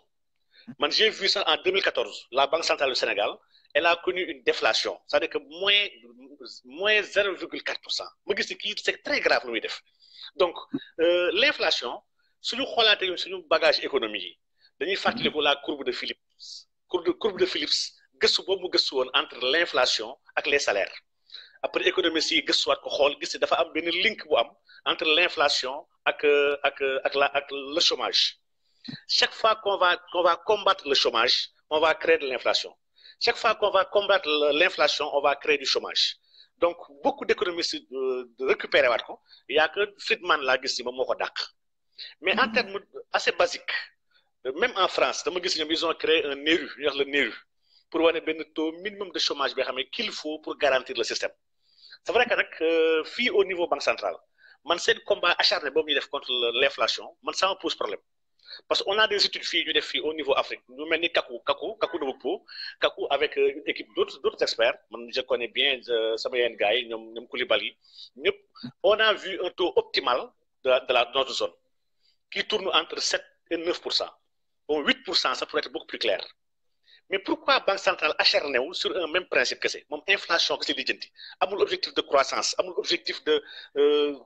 révéler dara. Inflation les combattre xam nañu l'inflation daf ñuy créer du chômage côté boobu bëgg naa franchement nga leeral. xam nga boo xamee la mécanique économique da ngay xam ne l'inflation ne pose un problème parce que l'inflation mooy lan mooy njëg gi mi ngi yokk c'est-à-dire que le coût de la vie mais le coût de la vie doit évoluer c'est-à-dire que lu doon jar 1000 francs ren mënuñu déwén mu jar 900. Effectivement. Parce que vous avez 900, qu'est-ce que ça veut dire? Ça veut dire que l'entreprise perd 100 francs. L'inflation, c'est un élément de croissance. C'est-à-dire que vous faites une entreprise à ordinateur. Ren Media ordinateur 1 million. Deven ma yok samay prix. Pour X raisons. Maintenant yok samay prix pour X raisons. Parce que dama am projet de développement, dama bëgg ubbi benn entreprise feneen. Donc j'augmente mes coûts. Wala bok gouvernement yok impôts yi, me répercuter ko ci nit ñi. Wala bok sama bëgg plus de rentabilité. Wala bok man natt xam ne par rapport ak niveau de vie nit ñi su ma yokkee tuuti du wàññi ci ñoom dara parce que loolu tam commerçant da koy def commerçant bu xamee ay clients dina commencer dara di ko jaay 1 million jékki-jékki gis ne ah lii kat nit ñi bëgg nañ ko am na solo kat foog ma yokk donc yokkuñ ci économie normale c'est une chose normale donc njëg gi yokk war na mën a ànd ak croissance buy yokk salaire yuy yokk donc croissance rôle banque di fexe nu muy gérer inflation li ñu bañ rek mooy inflation boo xam ne moo gën a gaaw taux de croissance loolu la ñuy bañ inflation xamante ne nii fay tëb di dem démographie bi di tëb di dem ba noppi croissance amul te ñun mais c'est normal aussi que banque centrale yi africaine yi nekk ci logique gu xeex inflation parce que ñoom xam nañ ne comme ñoom ñun lu ñu liggéey seen étranger yi comme moom xam nañ ne ñun mënuñu def croissance ñoom xam nañ ne croissance bu am Afrique croissance bu nga xam ne gouvernement bee ko créé c'est ce qu'on appelle croissance contextuelle mu wala conjoncturelle nga xam ne croissance boo xam ne dañuy dem leb FMI leb banque BAD leb trésor français def ay infrastructure entreprise française yi ñëw réaliser ko ñu ne yokk nañ suñu budget yokk nañ suñu croissance alors que ne croissance bi xam nañ ne c'est pas économique ñoom leer leen ni croissance 7-8% bi ñuy dégg Sénégal amul benn père de famille bu ko yëg en termes de salaire wala en termes de dividende wala en termes de yokkute xam nañ ne amul donc comme amul xam nañ ne réew mi croissance du fi am mais il faut que ñu xeex il faut que ñu xeex bañ a yokk nga xam ne c'est normal bu yow bu la leeree ne réew mi nit ñi duñ fi yokkute kon yow prix yi bu yokkee nga dee parce que nit ñi mënuñu ñoom seen alal du yokk ba noppi nga yokk prix yi donc banque centrale yi tax muy nekk rek ci politique gu naa fexe ba prix yi duñ yokk parce que xam nañ ne yokk et croissance économique réelle du bëriwul ci réew mi salaire yi du yokk privé yi seen salaire du yokk salaire bi du yokk entreprise yi seen croissance du yokk donc nit ki bu la leer nit ki yow ma leere ne sa salaire du yokk sa salaire ba ngay dee 200 000 lay doon chaque mois ma di la ko fay mais man j'ai intérêt xam naa ne man maa organiser économie bi de sorte que croissance mënu fi am croissance buy am France lay arrangé mais ñun mënuñu am croissance su ma bëggee continuer di mën a gérer réew mi di mën di gouverner foog ma fexe ba li ngay jënd ceeb beeg diwlin bi nga koy jëndee au même prix.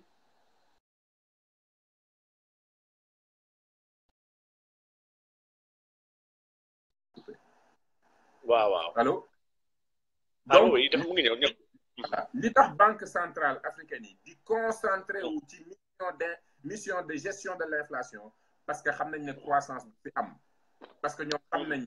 ni ñu tëggee banque centrale di ko tëgg pour que économie africaine yi duñu liggéeyante seen biir dañ koo tëgg de sorte que luñ fi andi day dugg dañ fi liggéey ne xaalis buñ jur day génn comme xam nga ne nag famille yi fi nekk ak entreprise yi fi nekk croissance moom duñ ko dégg mais yow mënoo boole awma croissance ba noppi di am déflation wala di am inflation yow bu la leeree ne yow sa salaire du premier décembre au 31 du 1er janvier au 31 décembre sa salaire 200 000 doon ba noppi réew nguur gi jaay na askan wi France tëral na ay règles économiques yoo xam ne mooy la monnaie bi transaction du am lépp mën na dugg mën na génn ba noppi ñun duñu defar suñu monnaie duñu am duñu am politique monétaire duñu am boo renoncé loolu yëpp mais bëgg nga fi toog nekk président mais tu as intérêt à ce que au moins njëg gi bañ a yokk mais yow bu la man fii Canada fi l'inflation est gérée à 2% chaque année te l'inflation c'est un argument pour faire de l'épargne man en tant que banquier bëri na lu may wax ak sama clients yi ma naan leen foog nga denc damay ñëw di leen pousser pour ñu denc parce que man sama banque dafa soxla nit ñi di denc parce que su nit ñi di denc day jël xaalis boobu décolle te xaalis boobu coûté wu ko dara xam nga man kee xaalis ma dencal la ko wala fay ci xaalis bi nga denc bi ma dénk donc xaalis boobu gën a baax pour banque xaalis boo xam ne dañ ko koo dénk dañ ko dépôt donc man su ma ñëwee par exemple yow tey jii dans 20 ans nga war a retraité man ne la écoute gouvernement bi li mu lay fay retraite bëriwul donc je te conseille chaque mois nga denc tuuti pour sa retraite xaalis boobu boo ko tegee ci banque bi jël ko di ko leble feneen mais ci pour wax la waxu inflation dama naan la xaalis bi boo ko déposé je te conseille nga placer ko ci benn fonds d'investissement boo xam ne taux de rendement am sur 20 ans toll na si 6-7% parce que calculer inflation 2% chaque année boo ko fi tegee pendant 20 ans te placé woo ko chaque année day perdre 2% de la vie parce que le coût de la vie day augmenter de 2%. donc ni may liggéey ak sama dama leen di pousser non seulement que ñuy épargner ci sama banque mais dama leen di pousser pour que bu ñuy épargner ñu choisir des véhicules yoo xam ne da leen di assurer un taux d'intérêt qui bat l'inflation. bokk ci système économique produit yi foog mu yokk li ñu bañ mooy yokk bu ëpp li ñu bañ mooy situation bu taxawul mais économie mënoo lépp Sénégal mënut a maîtriser lépp dina am lu mu maîtriser ci économie ak lu mu dul maîtriser entreprise boo gis day am de maîtrise ak des zones de yu nga xam ne maîtriser wu ko li mu maîtriser inflation donc inflation dafa bokk ci économie fii Canada ça tourne autour de 2%. Mais on s'arrange à ce que le taux de croissance bi di yokk et puis Canada a une économie qui est mature. Très bien li man lii mooy sans problème. Notre problème. donc bokkuñu. Très bien c'est que professeur di nga li grave mooy man dama ko xoolee comme exemple ki nga xam ne senior la un boxeur bi nga xam ne super poids lourd la poids lourd kooku disposition physique yi mu am. kooku mën na dékku li nga xam ne le poids plume mënu ko am donc suñu bëggee mettre léegi dans un même ring dans une même compétition quelqu'un bi nga xam ne qui est poids plume wala poids coq ak quelqu'un bi nga xam ne il est poids lourd pour man il y a problème xam nga instant bi gis naa ay économistes yu bëri ñu mel ni comme ñoom Chouard Étienne Chouard en France tamit il fait un très grand combat contre l'inflation gis na ni l'inflation quand il y a indexation des salaires l'inflation est bénéfique aux pauvres. En fait, l'inflation est très dangereuse pour les riches et non pour les pauvres. Donc, le système actuellement, comme c'est un système de riches, c'est un système de finance mondialisé. Donc, avec les normes de la brillante indépendance, man dama gis suñu UEMOA bi fii la banque centrale dafa def un putsch bi nga xam ne population yu bëri xamuñu ko parce que ñun on a deux traités le traité de l'UEMOA qui date de 1962 ak le traité de l'UEMOA bu 1994 boo seetloo gis nga ñaari sax ñu bëri ñoo yaakaar ne benn même traité la l'UEMOA a remplacé l'UEMOA alors que c'est pas le cas c'est deux traités distincts quand il y a des problèmes qui se réfèrent à la monnaie aux questions monétaires on se réfère à l'UEMOA les questions qui sont relatives à l'économie nag dañuy dem seeti l'UEMOA déjà cette déconnexion sax entre le secteur réel muy l'économie ak la monnaie lii déjà c'est grave dans un espace économique muy benn mais secondo ils ont décrété l'indépendance de la banque centrale ils l'ont déconnecté de l'ensemble des pouvoirs publics et politiques c'est quelque chose de bien dans les pays du Nord c'est quelque chose de salutaire dans les États yi nga xam ne franchement c'est très corrompu mais maturité bu ñu am actuellement ñu fi ñu toll nii instant bi ce combat acharné contre l'inflation bu banque centrale di poursuivre depuis plus de 50 ans léegi est-ce que honnêtement elle n'est pas de nature actuellement à tuer notre économie non xam nga le fait que la banque centrale ne fait que de la politique de lutte contre l'inflation loolu dafa nekk normal dans la position dans laquelle elle est loolu indicateur bu ñu war a wan c'est-à-dire que man dama bëgg nit ñi je ne suis pas en train de dire qu'il faut laisser les prix monter waxuma loolu dama ne le fait que nos banques centrales ne font que de la politique inflationniste ça s'explique par le système monétaire bi ñu am système économique bi comme dañoo nekk ci nga xam ne nos outils de croissance économique yi dañu ko enlever on nous interdit d'utiliser l'instrument monétaire ba ñun mënuñu am une croissance de par nos propres entreprises il ne nous reste qu'à nous battre pour que les prix ne flambent pas donc c'est pour ça que la banque centrale ne fait que de la politique inflation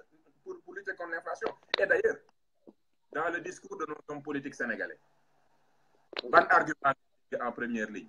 dund gi dafa seer dinaa fexe ba maîtriser loyer suukar si dinañ ko diwlin dinañ ko xeex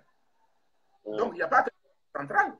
des pays de l'UEMOA là ñoom ñooy nekk di xeex contre l'inflation tous les gouvernements africains dès l'instant qu'ils ont accepté de jouer le jeu de l'esclavage de service de la France parce que xam-xam dëgguwuñu nanguwuñu liggéey te amuñu yërmande ci seen askan dès l'instant que nangu nañ ne français CFA dafiy desetu leen lu dul subventionné ak produits pour que les prix restent stables donc li may wax nii c'est de la politique économique c'est-à-dire que aujourd'hui le fait que les banques centrales di xeex inflation ak nos gouvernements di xeex les denrées de première nécessité dans ce parti socialiste ñu naan panier de la ménagère Abdoulaye Wade ñëw naan ñu xaw ma nu mu ko doon waxee les réductions du coût de la vie parce que on a renoncé à tous nos instruments qui pourraient nous permettre d'avoir une croissance tellement forte que nous pouvons supporter une inflation à 2-3%. Parce que l'inflation pose un problème que par rapport à l'absence de croissance. Bu fekkente ne réew mi inflation bu ñëwee day rey nit ñi. Donc ils intérêt à faire ce qu'ils sont en train de faire amuñu choix. Ils n'ont pas le choix de dire comme fexe nañ ba entreprise africaine yi mënuñu fee jar mënuñoo doxal te mënuñu réussir comme góorgóorlu nañ ba France mooy doxal ñun nañ parce que bu njëkk lu yokkee nit ñi rey ñu rek mën nga am sa benn 200 000 francs par mois di taaba chaque année nga reyante am xaru tabaski chaque année nga reyante fexe bu noo lijjantee xale yi tant que yaa ngi dundee noonu di yoxo noonu mais mën nga continuer ba dee ci mais buñ la tëralee nag jël teg sa pour mais ku bëgg a dee looy la lutte contre l'inflation est le moyen pour ñu pérenniser le CFA tant que njëg li mi yem ñuy fay salaire yi di consommer produits français yi entreprise français yi di ñëw di seen bénéfice ñu di ko génne africains yi di bañ a di transaction donc ñoom fi ne ni inflation rek la ñuy gérer nit ñi daal nañu bañ a dee rek parce que moom ku bëgg a dee nañu bañ a dee rek jox nay bëgg a daanu comme ça temps boobu ñu bëgg a daanu mën nañ fi juddu ba dee fi ñuy liggéey ci alal yëpp français yi jël ko yóbbu ko français yi ñoom mën niveau de vie bu baax ñoom mën nañ vacances ñoom mën nañ leen jëlal ay matériel ba seen poubelle ay oto seen buntu kër buñ soxlaa bus am ko métro mën nañ ko am train mën nañ ko am RER mën nañ ko am te luñ ci yëkkati ay ñoo koy defar mais ñun africains yi ñun nañu yem ci boo demee école cahier bi ay français koy defar yére bi ngay sol ay fëgg français yi sol ba noppi jox la nga sol wallaay ndeysaan hôpital bu émigré yi duyul ay conteneur andi ko ci hôpital yi nit ñi duñu am sax seringue le plus grand employeur du pays c'est le gouvernement nañuy fay salaire ñuy consommer bu ñu soxlaa xam dañ ñëw trésor public français lebal leen comme ni mu lebalee pour suñu TER bi bu ñu soxlaa xaalis FMI banque mondiale lebal waaye bu ñu am mukk banque pour créer seen propre monnaie bu ñu am seen monnaie boo xam ne seen neexee ñu wàcce ko seen matière première duñ ko mën a jënd nañ ba ñoom seen monnaie buñ ko amee buñ ko bëggee jaay ñu yëgal soxlaa seen mbir ñu wàcce nañu fexe ba ñu am monnaie mukk ba bu crise économique amee ñu mën a tëgg ay xaalis joxe ko nañu fexe ba ñoom bu ñu am entreprise mukk parce que bu ñu amee entreprise commencé xool les normes internationales di defal pâte dentifrice bu bokk même qualité ak pâte dentifrice français bi di defar damay dégg économistes yi naan exportation mais nañ ñu dimbali ñun mais milliards d'Africains lañu ñëpp lu ñu soxla lu ñu lekk lu ñu naan transport yëre yuñ sol ñun suñu entreprise bu ñu produit ñun soxla wuñ jaay français yi ñun africains yi dañu war a jaay c'est vrai damay gis ba économistes yi nekk ci seen théorie yi loolu moo nekk la différence entre l'économiste et le financier le financier regarde la technique la rentabilité fan xaalis bi jógee fan laa koy jaayee ak lan moo tax ma war a jël pâte dentifrice wala sama gerte di ko jaay ay chinois te mu permanent su ma étudier woon les pays africains dinaa gis africains yoo xam ne gerte gi mën nañ koo jëriñoo leneen ma defa ko jaay leen ko ñoom dëgg la mais expliquer lan moo tax unité africaine doxul sur la politique d'infrastructure parce que bëgguñu train yi di dem bëgg nañ africains yi am ay port pour di exporter mais bëgguñu pour diggante Sénégal ak Mali parce que bu train yi yomboon tey nit mën na nekk Tambacounda jël coton wu Tambacounda defar jënd ay machine Chine defar ay t-shirt yóbbu ko Ouganda yóbbu ko Mali yóbbu ko Mauritanie jaay ko fa xanaa buñ la jaayee fëgg jaay boo xam ne nit da koo sol ba ak yére bu bees tàq bu la gën a bu bees mais ça s'organise l'espace africain monnaie bi n'est pas unique déjà ñaari monnaie CFA yi sax mënoo ko échanger foog nga jaar ci euro nañu fexe ba monnaie yi ñaari africain mënunoo waxtaan ci benn produit fayante tout de suite foog ñu jaar ci euro loolu mooy lan ci la transaction nee naa la sànq économie transaction moo ko yor gis nga les nouvelles technologies li ñu andi ci finance mooy dañu permettre nit nga toog sa kër ubbi sa ordinateur dugg sa compte bancaire di def ay transactions di yu bëri H24 H24 le fait que le fait que le client puisse maintenant soxlaatul dem dans les heures de bureau rang ñëw ci daa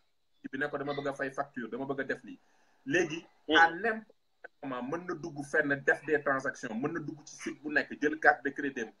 le fait qu'on a démultiplié les transactions day permettre xaalis di juddu les frais les transactions loolu la ñu tere moo tax ñun suñu internet débit bi ñu bloqué ko ba mu nga internet africain yi seen internet du dem des fois live Afrique sax doo mën a wax ak nit ki non site internet pas sécurisé te aujourd'hui c'est le e-banking le e-commerce moo yor c'est vrai effectivement donc ils se sont organisés pour que les Africains soient le moins éduqués possible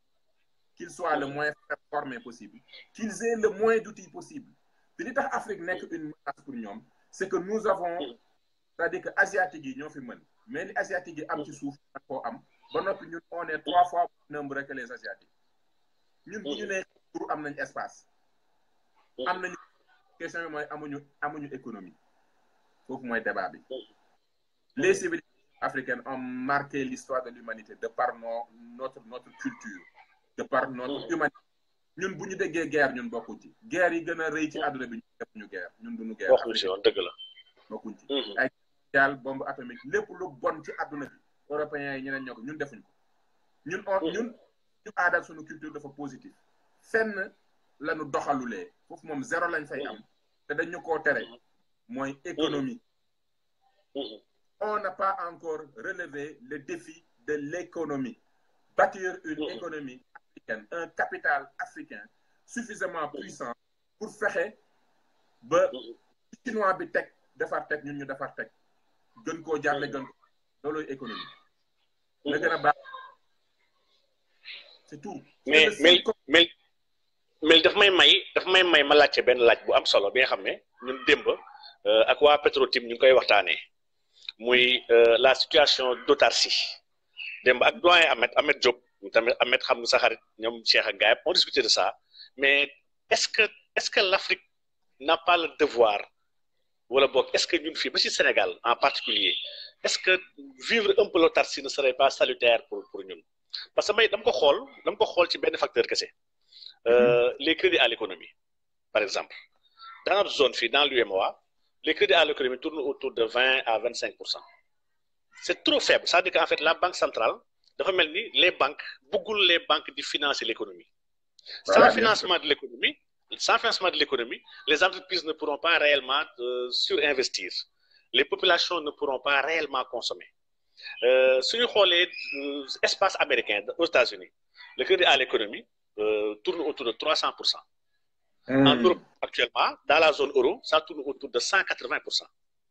Donc, pourquoi nous sommes à 20-25%? Il se trouve que la Banque centrale dafa nekk que ñun comme que amuñu industrialisation, nous ne sommes pas industrialisés, et que liggéeyu dara bu booster les crédits jox gaay xaalis dañuy dem consommer ay produits fabriqués autre part produits tubaab yi ak bitim réew yi te loolu daf koy mettre en situation muy jéem a utaat di rachat di yàq ay devisam pour récupérer sa monnaie. Donc paresse boobu noonu moo ko jàpp bëggul sonn mu bloquer purement le crédit donc cooli mooy ñun vivre l'autarcie. Non c'est que wax ji ñaari débat la c'est-à-dire que ça revient encore te lépp lu banque centrale di def banque centrale pays africain man moo tax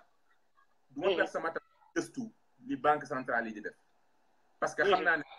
defuñ lu baax parce que man xam naa centrale dëgg donc ñoom ils ne font qu'en deçà li banque centrale dëgg di def li tax ñoom def politique inflationniste nga wax naa la ko sànq parce que ils ont fait le choix de ne pas avoir une politique de croissance économique yow ils refusent même de financer les économies mais parce que ça fait partie de la stratégie tey jii France li mu gën a bañ mooy ñun ñu am économie ñun suñu am économie donc ñu jënd les produits français effectivement donc pourquoi ils vont accepter bu ñu am ils interviennent dans le conseil d'administration des États africains les billets sont imprimés à France donc ils contrôlent les décisions ils contrôlent la masse ils ne veulent pas financer nos entreprises maraxal la ci beneen Canada entreprise nekk yëpp ñaari système financement moo am soit les banques commerciales di leen di financer te banque commerciale entreprise yi ñuy financer mooy entreprise yi nga xam ne dëgg am nañ 2 à 3 ans d'état financier qui montre de la croissance donc ñoom entreprise yooyu lañuy entreprise yooyu wane nañ ne ils ont une bonne gestion am nañ liquidité am nañ lépp donc ñoom type d'entreprise boobu la ñuy financer mais boo xoolee crédit yi ñu jox entreprise yëpp près de 60% des crédits donnés aux entreprises est financé par Banque de développement du Canada, BDC. Banque de développement du Canada, institution la bu nga xam ne Canada moo créé banque centrale di ko lebal mu koy lebal entreprise canadienne yi nga xam ne bu ñu demee ci banque commerciale na lebal donc banque état dafa xam ne am na ay entreprise am na entreprise yu dëgër bu ñu demee banque yi lebal leen mais am na ñoo xam ne dëgëraguñu ñu ngi door a démarrer te dama soxla secteur yu mooy secteur informatique ak secteur yu bees yi comme dama ko soxla damay créer banque boo xam ne mooy lebal ñooñu donc nga gis ne au moment où Sénégal moom ñun suñu BNDE bi fekk nañ ba naxasal ko li ñu fi amoon yëpp yàq nañ ko te loolu dara yàqulul ajustement structurel yi parce que ajustement structurel mooy amatoo am plan li nit ñi xam ajustement structurel mooy yow amatoo droit am plan parce que budget ni muy structuré woo mi ngi dépendre ci lan objectif yow boo ne man sama objectif sénégalais yi su ma dajeelee li ñu am yëpp sama objectif mooy njàng mi santé bi planification ak donc sa répartition budgétaire mi ngi dépendre ci sa objectif donc le plan que tu as définit la structure donc yow La finalité, c'est pas la structure. La finalité, c'est ta vision, c'est ton plan, c'est tes objectifs qui vont déterminer l'instrument de financement qui est le budget. ñëwee nag ne la léegi FMI Banque mondiale ne la yow say objectif de santé on s'en fout say objectif suñu yoon nekku ci sa politique d'infrastructure ñun li ñu intéressé mooy sa budget war a am structure bii lii tant de pourcent la doon lii tant de pourcent structure bii na nga fexe en même temps na nga ko am say objectif on s'en fout ton c'est de restructurer ton budget am structure bii pour nga mën ñu dégager fay sunu bor soxlaatuñu say objectif say doom sa jàngi doom intéressé wu sa santé intéressé wu boo soxla infrastructure ñëwal ñu lebal la à des taux extraordinaires ngay tabax parce que comme tabax bi moom mën na rentable suñu koy fay donc mën nañ laa lebal suñu entreprise la koy defar ñun mais ce budget dépasser éducation temps waratoo dépasser santé temps parce que dañu soxla sa xaalis chaque année c'est ce qu'on appelle charge de dette bi nga mën ko di ko fay donc bi pays ci ajustement structurel dañ leen dugal ci guuta goo xam ne day bloquer toute politique économique et sociale nekk uniquement dans une logique de structure de respecter des ratios budgétaires pour payer la qu'on doit aux Français bon nag buñ soxlaa xaalis ñu lebal lu dul construire des infrastructures construites par les entreprises françaises ce qui prend le budget. On prend de l'intérêt des emprunts aux Français, on paye ça à des entreprises françaises pour qu'ils réalisent une infrastructure bu nga xam ne de façon kenn du ko jëriñoo parce que amul entreprise bu ne ci réew mi bu soxla tëli yeeg train. Donc da ngay gis ne lu banque centrale tey lu mu def rek da koy def dans une logique d'atténuation de la situation catastrophique qu'ils ont créée. xam nga ni gestion catastrophe la ñu nekk mooy réew mi moom yokk croissance bu dëgg am nañu gérer l'inflation. Banque centrale bu la boo tànn bu la neex jëlal nga analyser lan moo tax mu di ko def tu vas te dire que ne effectivement il faut que ñu def lii comme ils ont renoncé à une politique de croissance et d'autonomie il faut que ñu def lii ma ci question autarcie moom mënut a économie c'est-à-dire que ne par essence et par définition réew y a 11 secteurs économiques loolu am na xam ne bu ñu ne primaire tertiaire secondaire ñoom dañoo yaakaar ne loolu c'est juste une logique de classification en fonction du système comme système c'est un système dit primaire ñu ne secteur primaire c'est un système dit secondaire donc les techniques de production moo tax ñu souvent nga dégg naan la primaire secondaire mais ñun ñi nga xam ne on est des financiers dañuy liggéey ci l'économie xam nañ ne économie 11 wala 12 secteurs la dépendamment des écoles secteur bu entreprise yi ci nekk amul entreprise bu la mën a wax ne la man li ma soxla ci stock yëpp mën naa koo jëlee ci réew mi te li ma soxla ci client yëpp ci client yëpp jaay ci réew mi tu vois ce que je veux dire c'est des fournisseurs et tes clients ceux qui te fournissent la technologie et les tu as besoin ak tes ventes donc amul entreprise bu la assuré surtout bu dee entreprise bu diversifiée bu am doole mënoo am économie boo xam ne sur l'ensemble des secteurs de l'économie entreprise yëpp dañ leen di couper du monde mënut a nekk techniquement c'est pas possible mais en fonction de sa stratégie économique en fonction fi say ressources nekk ak fi sa niveau de rentabilité nekk mën nga ne damay def benn impôt sur l'arachide parce que bëggatuma chinois yi di jël sama arachide di ko produire mën nga ne man sax dootul génn je préfère créer des entreprises jël ne jox mission ne banque de développement Sénégal ñun bu ñu amoon réew mu normal dañ naan banque de développement Sénégal dañu bëgg créer benn entreprise bu bees parce que loolu aussi on nous a loolu tam ci nax yi la bokk beneen nax te damay dégg économiste wax naan l'État ne crée pas d'entreprise c'est absolument faux il y a pas de plus gros mensonge que de faire croire aux Sénégalais que l'État n'est pas là pour créer des emplois et de l'entreprise ñi may déglu ñëpp maa ngi leen demandé tapé agence des participations de l'État français agence boo xam ne France dafa créé tànn 100 entreprises yoo xam ne bu ko France créé wul France jënd na action ya fa nekk chaque année ñu leen di lebal France dafay créer entreprise ba noppi maîtriser gis nga entreprise bi ñu jox suñu train bi mi ngi bokk na ci agence boobu mooy agence yi nga xam ne entreprise yi France buggul keneen ñëw di ko maîtriser France bi muy def suñu def ko réew mi comme France kenn ñëw di maîtriser les 120 entreprises les plus importantes dafa créer benn agence bi day dem jënd ay actions maîtriser le concept de toutes ces entreprises parce que entreprises yooyu ñoo géré li ak li seen français yi di lekk li français yi di naan seen li électricité France gaz de France RATP SNCF Alstom yooyu yëpp font partie agence boobu dafa yor benn portefeuille d'actifs financiers def pratique donc ngeen xam ne c'est pas autarcie dayaa rek wax économie ni ko yàlla tëggee munoo gis entreprise munoo am réew yëpp nga ne sur mes 11 secteurs de économique sama entreprise yëpp dañuy mën a dund ci seen même cycle de production te duñu soxla kenn mënul ne en plus situation économie bi tey ñun notre économie est dominée à 80% par les étrangers donc tu vois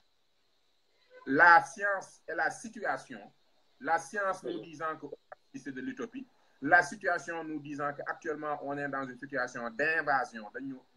dans une situation d'invasion nga xam ne kon stratégie de rééquilibrage la ñu mën a dugg dañu war tëral tey jii ministère de l'économie et des finances malheureusement ñun amuñu ministère de l'économie et des finances mais suñu mënoon suñu vrai ministre charge du plan et de l'économie premier objectif numéro 1 mooy rééquilibrer l'économie sénégalaise fexe ba bu ñu mun rapport 50-50 80-20 en l'avantage des Sénégalais ñu fexe ba dégg tey suñu stratégie économique yëpp ñu centré ko sur l'homme d'affaires sénégalais l'entreprise sénégalaise l'espace économique les espaces économiques fexe ba ñun ñu rééquilibrer la situation bépp ressource bu nga xam ne dañ ci war a bâtir suñu économie mooy énergie solaire les ressources l'arachide produits yi nga xam ne xam nañ ni mën nañ ci bâtir une industrie qu'on se batte pour que la matière première ne puisse pas être exfiltrée